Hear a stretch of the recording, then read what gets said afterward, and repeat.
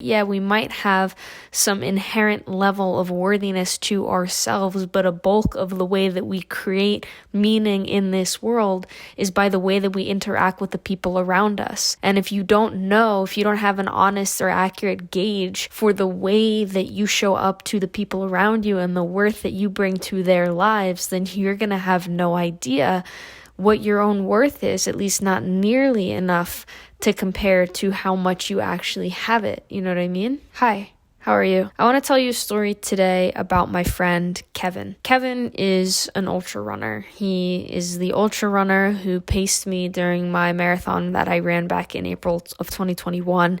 He is one of my closest and best friends, and I am so grateful to say that I know him. Anyway, Kevin's an ultra runner, which means that he runs distances of anything over a marathon. And yesterday, he ran a 50-mile race. And I've never visited Kevin during one of his ultra attempts or any of these races. I don't really have a good reason as to why. It's just never something that I've thought to do. Honestly, partially because he told me that he doesn't really have anybody come to support him. He has his crew. He has the people who are, at his aid station when he comes in after however many number of laps to tape his feet or to get him the ginger beer if he needs his ginger beer, or any other things that, you might need in order to kind of support from a technical perspective the race itself and the execution of the race. But it's not like his fiance is usually there, his family's there. And so I never really thought to go visit Kevin, which I realize is just like such a lazy reason or excuse to have never gone to visit my friend. But anyway, I kind of started to realize that a few weeks ago, and I knew that he had this race coming up, so I said I was going to come support. The race started at 7 a.m. He was going for a 50-mile race, and he told me that he was trying to do it in under 9 hours. So I told him, great, I'm going to try to get there around 2 o'clock. And I'll just hang out until you're done. It was going to be a 10-mile loop, so he told me if I come by, I might not see much of him. But I told him, no matter what, I'll be there until you finish. If I don't see you, just text me, and I'll hang out until you're done. I show up, and it's at a state reservation that's not far from me at all. It was like 25 minutes from where I live. And I found his aid station section where his stuff was all kind of camped out, and I sent him a picture and I said, thinking of you, crush it, hope to see you soon, whatever. And I just sat down in his lawn chair and I looked at all of the groups of people around me who had all of this crew and support and like crates full of food and tape and water and hydration stuff like Gatorade and salt tabs. And I just looked at my friend Kevin's stuff, and I saw that he had one cooler and he had one lawn chair for himself. It was an N of one experience on the day. And it made me have so much more respect for him as a human being, that he was just out here doing this completely by himself, completely unassisted in this case. Like, he didn't even have a crew for this race. He just did it totally solo. And I'm sitting there and I'm journaling, and that was such a wonderful experience for me because I've never journaled in the dead of winter. It's February. Yesterday was 28 degrees, and I'm sitting there in his lawn chair, bundled up, just journaling and meditating and having a phenomenal experience while I waited to kind of cross paths with him. And about 25 minutes later, he comes running in, he takes a sip of the ginger beer, he says hey to me, he chugs his Red Bull, and then he's like, all right, I got 5 more miles to go. I'm trying to do it in under 40 minutes. I'll see you soon. He finishes the race. He comes in first place. He does it in 8 hours and 29 minutes, and his face lit up when he saw me at the finish line. And I pulled out my phone, I recorded a quick clip of him finishing and crossing the finish line, and I gave him a big hug.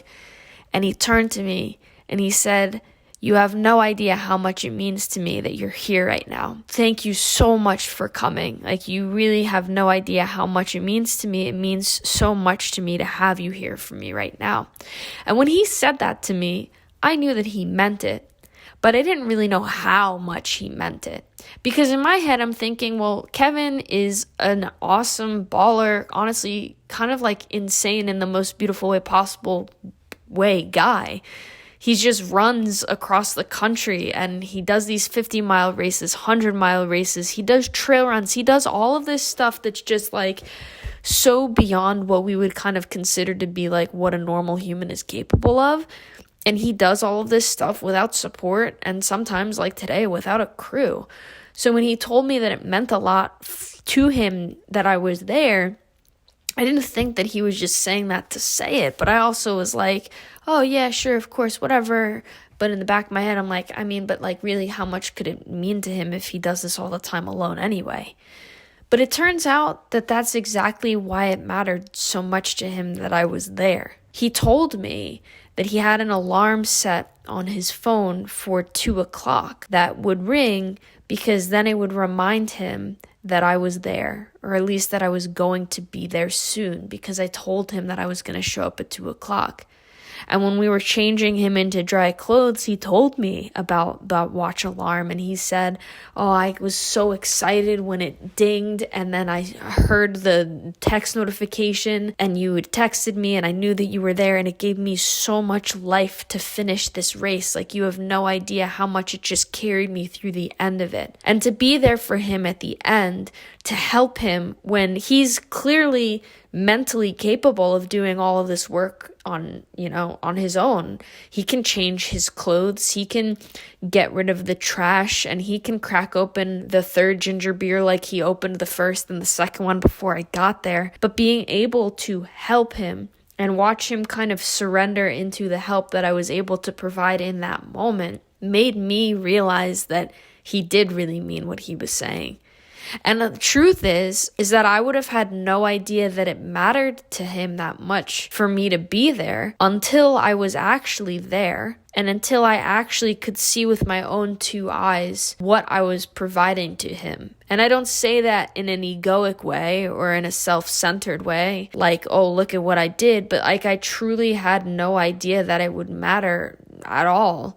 Not let alone how much it mattered to him in the end that I was there. And it got me thinking about this concept of our worth and our value to the people around us. I'll sit here and I'll say, look, I know that I'm a good friend, but I don't truly know how it feels to be on the receiving end of that good friendship, like the person who's on the receiving end of that good friendship will be.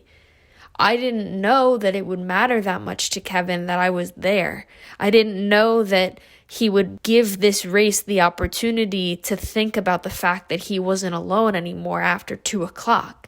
And yeah, Kevin's capable of running this race alone and doing this whole thing alone. And that is just so beyond my I think I understand what it means to live like a crazy, audacious, intense, like self-blazing trail of a life, but like to do a 50-mile race totally alone, totally unsupported, with no crew, that's just so beyond extraordinary to me. And the fact that I know that he can do that alone, but he still valued me being there. Like, knowing that he had gotten to this point where he saw me and then he knew that I was going to be there at the finish line, let him shift something in his head that I'm not going to sit here and claim helped him run a better race or made it easier for him.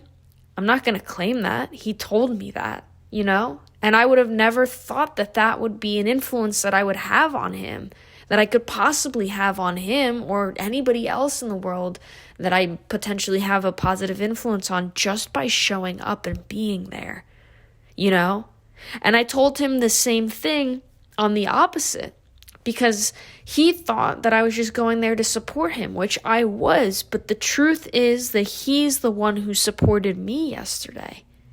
Because I woke up and I felt a little aimless and I felt a little less disciplined than usual. I've started to take Saturdays as kind of like a rest day from writing, because I realized that if I just let myself totally veg out and just totally shift gears and not write, then it gives me this very much needed mental reprieve that gets me back on the horse the next day. And I'm like, oh, I got to write this and I got to write that.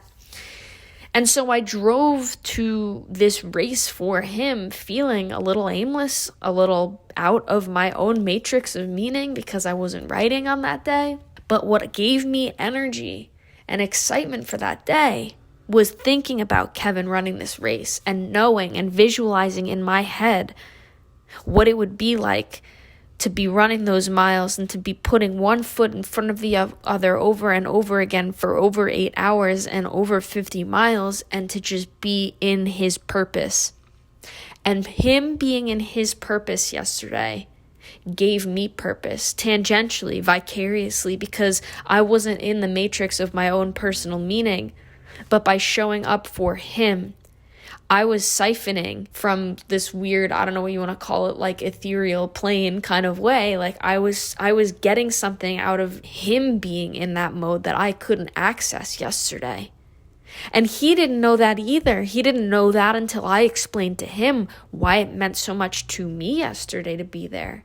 And I wrote this journal and I shared it with him and I talked about how it is just so incredible to me that he does this alone, and being there for the first time, I could finally truly put it into perspective how insane it is what he does and the fact that he's capable of doing this stuff alone, and that I don't want to be somebody who ever lets him do it alone again if I can avoid it. And so I told him, look, dude, the next race that you go, the next race that you're running, I'm there. Let me know when it is, and I'm there, because you're such an incredible human being, and just being here and being in witness of that energy and that drive and that discipline and your purpose, it really kind of made me understand you in a way that, like, I thought I understood him, but I just understood him so much better once I was actually there and could show up. As human beings, we are social creatures, so we can have that meaning within ourselves about our own lives. But the truth is, at least for me personally, that pales into comparison to the way that I will show up for somebody else in my life, or the way that it makes me feel when somebody like Kevin tells me, it meant so much to me to have you there today. Thank you. That means so much more to me than honestly even writing this book. Just the concept of like being the steward and showing up for me alongside my community, and we're all helping each other out. It is so impossible to know how much you are truly worth unless you are having these kind of conversations with people around you. And that takes vulnerability, that takes authenticity, that takes honesty at a level that most people don't have or don't access on a daily basis, even if they're capable of it. And so you can think, I'm not worthy, I'm not meaningful, nobody cares about me, I don't really matter that much. But I promise you that is such a lie, because we're not good at communicating this. And you need to have an open and honest and vulnerable friendship with somebody if you are going to be able to effectively and integrity speak about how much value we all bring to each other's lives. Most people aren't doing that. They're not having these kinds of conversations. And so it can be really hard to think of yourself as somebody that matters. But I promise you you do. So much more than you might think that you do. So don't think that you don't have worth in this world. Don't think that your worth is limited to who you are with yourself. No, you are so much more than that. And you are so much more than that beyond an ability that you might even be able to understand or hold or process. But believe me, you matter. Honestly, even if you don't have that kind of conversation with your friends in your life, or you feel like, who cares about me? I care about you. And I'm not just saying that either. I've watched my subscriber count tick up the last couple of months. And I'm telling people like, oh, I make YouTube videos, and then they ask what they're about, and they're like, damn, that's so impressive. That's like so commendable that you're just willing to do that work. And when I get the occasional comment that somebody's like, I listened to this to the end, thank you so much. That really changed my perspective. Like, I really needed to hear this from you today. That fills me with so much joy. It really does. I'm coming up on making videos for 3 years, and I don't really know what the future of this channel is going to be like, because I told myself I only need to make this commitment for 3 years. But God, like, it's just starting to really feel like it's got this momentum. and I feel like there's a purpose, and the purpose that I feel is not because I sit here and I'm making this video for me anymore. I mean, yes, I am making this video for me because I'm not going to sit down and talk about something that doesn't matter to me about my life, but I'm sharing my life with you because I hope that if I do this, then there's going to be some insight or some thing that I say or some feeling that I'm experiencing that maybe you're experiencing too that you don't know how to convey, or maybe there's some emotion that I'm going through or some challenge that I'm struggling through, and you think that you're the only one going through that, or you think you're the only person who's gone through something similar, but then I say it and you realize you're not alone. That's why I'm here. I'm here for me, but I'm here for me because I'm here for you. And the sun is now coming through my clip and it's ruining the light. But you know what? The light is the purpose of this. So I'm going to just keep going and say thank you to you for watching this right now. And thank you to Kevin for letting me into his life. And I love you so much if you're watching this video. And if I can do anything for you, you just let me know and I'm there. So with that being said, I'm going to wrap up this video here. I love you. I truly hope you're well. And I'll speak to you in the next one. Goodbye. You're so